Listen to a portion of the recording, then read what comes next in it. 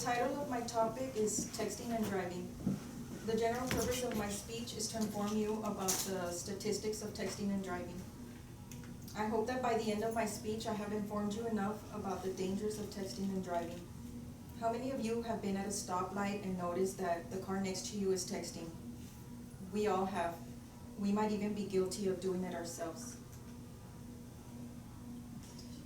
Currently, texting and driving is a major issue and will not stop. It affects everyone by risking their lives and taking someone else's life if they text and drive.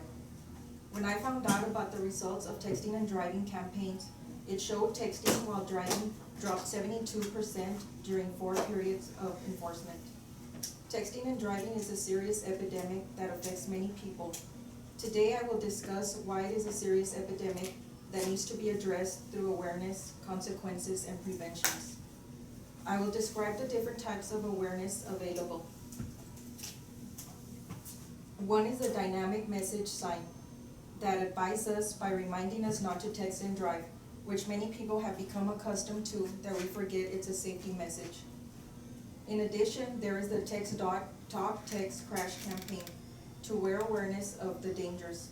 Throughout the month of April, TxDOT runs radio commercials statewide to remind drivers to put away their phones. Through financial service providers, they can educate and advocate to help change behaviors to make Texas roads safer. An article in Uptown Magazine has taught me how to put an end to texting and driving by taking the pledge at itcanwait.com. Now that we're familiar with the awareness of texting and driving, I want to introduce you to the consequences of disregarding the awareness of texting and driving. Moreover, we have the tragic consequences of texting and driving today. The National Safety Council reports that cell phone use while driving leads to 1.6 million crashes each year. According to the Driver Safety Education, text messaging creates a risk 23 times worse than driving while distracted. People forget we are not alone. This increases the amount of deaths and accidents. In an article written by Joshua, it says, the actual sentence one can receive will depend on the state the crime was committed. Punishment could be in the form of a fine, lose privilege to drive, or jail time. So now that we understand the dangers of texting and driving, now we can look at ways to prevent texting and driving. Through prevention, we can save lives. By considering a designated texter, you are letting someone do the texting for you. For example, use apps like Live to Text, Drive Safe Mode, and Cell Control.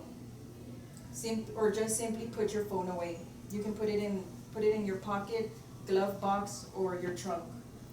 So the objective is that the more we become informed, the less the research will show that people are convinced that the behavior is dangerous, but they are still doing it.